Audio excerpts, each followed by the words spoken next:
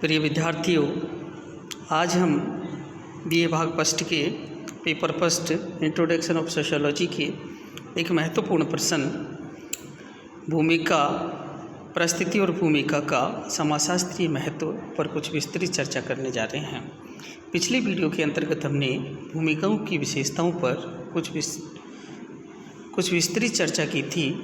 उसी कड़ी में आज हम भूमिकाओं की कुछ विशेषताओं पर चर्चा करते हुए परिस्थिति और भूमिका का समाजशास्त्रीय महत्व पर चर्चा करेंगे। भूमिका गतिशील और परिवर्तनशील है। एक ही भूमिका विभिन्न लोगों द्वारा और विभिन्न समय एवं संस्कृतियों में भी अलग अलग प्रकार से निभाई जाती है। अर्थात हम यहाँ कह सकते हैं कि भूमिका में गतिशीलता एवं परिवर्तनशीलता का गुण पाया जाता है।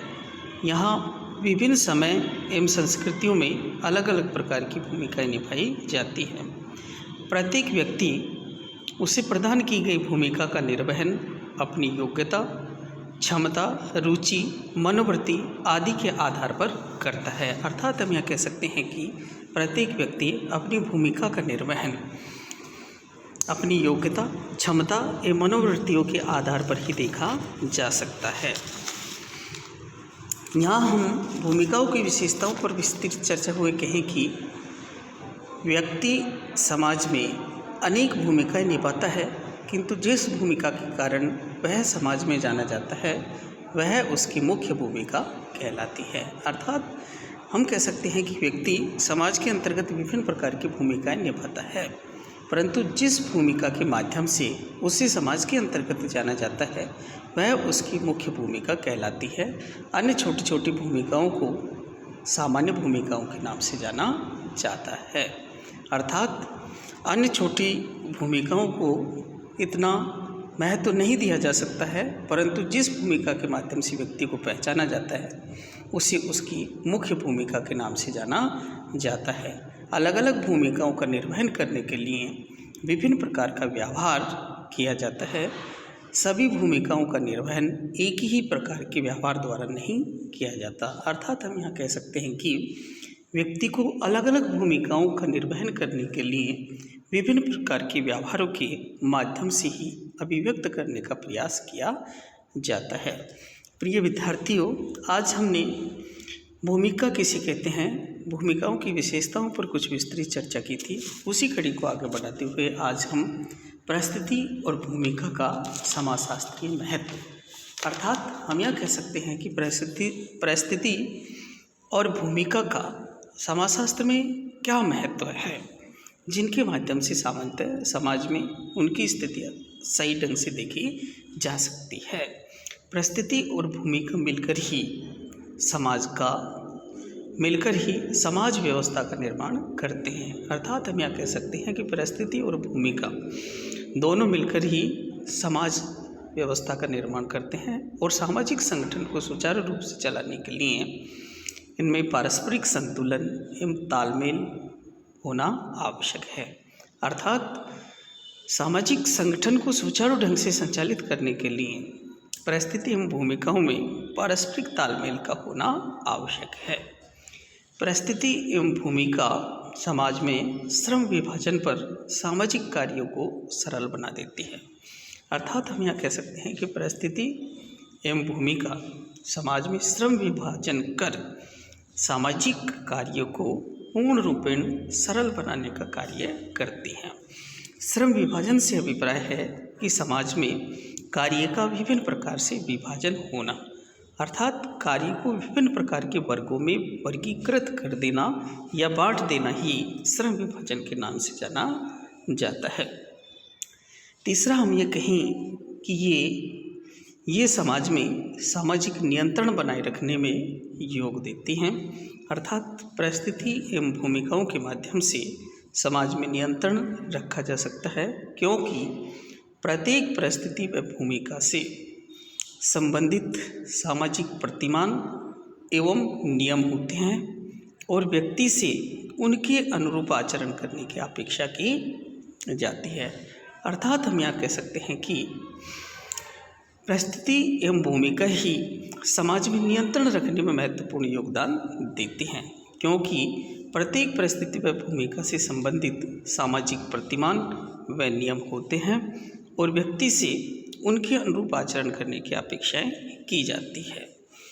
ये व्यक्ति का सामाजिकरण करने में भी महत्वपूर्ण योगदान देती हैं क्योंकि व्यक्ति के पूर्व ही ये समाज में विद्यमान होते हैं और व्यक्ति उनके अनुरूप आचरण करना सीखता है। अर्थात हम यह कह सकते हैं कि परिस्थिति एवं भूमिकाएं समाज में व्यक्ति का सामाजिकरण करने में महत्वपूर्ण भूमिका निभाती है।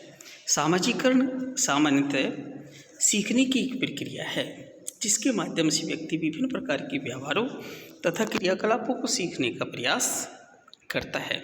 अर्थात हम यह कह सकते हैं कि जब बच्चा जन्म लेता है तो वह केवल हाड़ मांस का पुतला होता है, परंतु उसके अंतर्गत सीखने की योग्यता एवं सीखने की क्षमता पाई जाती है। समाज के संपर्क में रहकर वह विभिन्न प्रकार की परिस्थितियाँ एवं विभिन्न प्रकार की भूमिकाओं को निर्वहन करना सीखता है। अर्थात हम यह कह सकते हैं कि परिस्थिति एवं भूमिका बच्चे का सामाजिकरण करने में महत्वपूर्ण भूमिका अदा करती है। इसके साथ ही हम कहें कि परिस्थिति व भूमिका व्यक्ति की क्रियाओं का मार्गदर्शन करते हैं। अर्थात व्यक्ति को किस प्रकार की क्रियाएं करनी हैं उनके लिए मार्गदर्शक के रूप में परिस्थिति भूमिकाएं महत्वपूर्ण योगदान देती हैं और उसे बताते हैं कि किस परिस्थिति में उसे किस प्रकार की भूमिका निभानी है। अर्थात व्यक्ति की विभिन्न प्रकार की क्रियाएं देखी जाती हैं, उन क्रियाओं को सही ढंग से करने के लिए परिस्थिति एवं भूमिकाएं मार्गदर्शक के रूप में कार्य करती हैं और उसे बताते हैं कि किस परिस्थिति में उसे किस प्रकार की भूमिका का निर्वहन करना चाहिए। अर्थात हम यह कह सकते हैं कि परिस्थिति और भूमिका व्यक्ति की विभिन्न प्रकार की क्रियाओं को सही ढंग से निर्वहन करने के लिए दिशा निर्देशन का कार्य भी करती हैं। परिस्थिति एवं भूमिका के द्वारा हम किसी भी व्यक्ति के व्यवहार का पूर्व अनुमान लगा सकते हैं। अर्थात हम ये कह सकते हैं कि अमुक व्यक्ति का व्यवहार सामान्यतः इस प्रकार का है और अमुक व्यक्ति इन परिस्थितियों में इस प्रकार का व्यवहार करेगा। जैसे यदि कोई व्यक्ति प्रधानमंत्री बनता है तो हम उसके कार्यों के बारे में पूर्व अनुमान लगा सकते हैं कि यह व्यक्ति इस स्थिति के अंतर्गत रहकर इस प्रकार का कार्य करेगा। भूमिका के निर्वहन से समाज की प्रकार्यात्मक आवश्यकताएं पूरी होती हैं। अर्थात हम यह कह सकते हैं कि व्यक्ति की विभिन्न प्रकार की प्रकार्यात्मक आवश्यकताएं होती हैं। इन प्रकार्यात्मक आवश्यकताओं के कारण ही व्यक्ति विभिन्न प्रकार की भूमिकाएं निर्वहन करने का प्रयास करता है। इससे समाज में निरंतरता एवं स्थिरता बनी रहती है। एक परिस्थिति और उससे संबंधित भूमिकाएं व्यक्ति में एक विशेष प्रकार की मनोवृत्तियों को जन्म देती है। अर्थात हम यह कह सकते हैं कि एक परिस्थिति और उससे संबंधित विभिन्न प्रकार की भूमिकाएं व्यक्ति में एक विशेष प्रकार की मनोवैज्ञानिक स्थिति को जन्म देती है। जिस प्रकार से व्यापारिक, अध्यापक, छात्र, सैनिक और राजकीय मनोवृत्तियों के निर्धारण तथा उनकी परिस्थिति एवं भूमिका का भी प्रभाव होता है। अर्थात हम यह कह सकते हैं कि एक परिस्थिति और उससे संबंधित भूमिका व्यक्ति की मनोवृत्तियों को जन्म देती है। अर्थात किस प्रकार की स्थितियों के अंतर्गत किस प्रकार का कार्य करना चाहिए।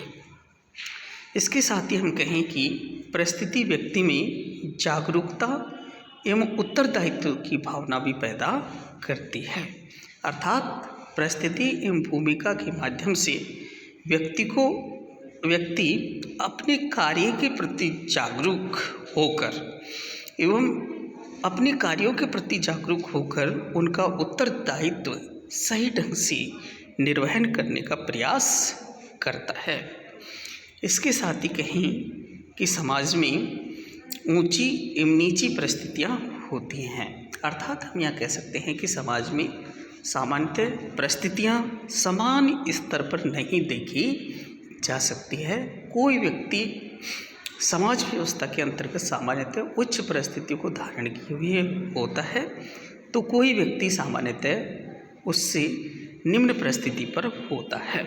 समाज में ऊंची एवं नीची परिस्थितियां होती हैं, ये व्यक्ति को प्रयत्न करने के लिए प्रेरित करती हैं कि व्यक्ति अपने प्रयत्नों के माध्यम से अपनी परिस्थिति एवं भूमिका में परिवर्तन कर सकता है और प्रयत्नों के कारण ही उसकी परिस्थिति निर्धारित होती है।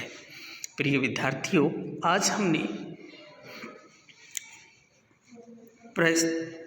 भूमिका की विशेषताएं एवं परिस्थिति व भूमिका का समाजशास्त्रीय महत्व पर कुछ विस्तृत चर्चा की है। नेक्स्ट कड़ी के अंतर्गत इसी चैप्टर को कंटिन्यू रखा जाएगा। Okay, thank you.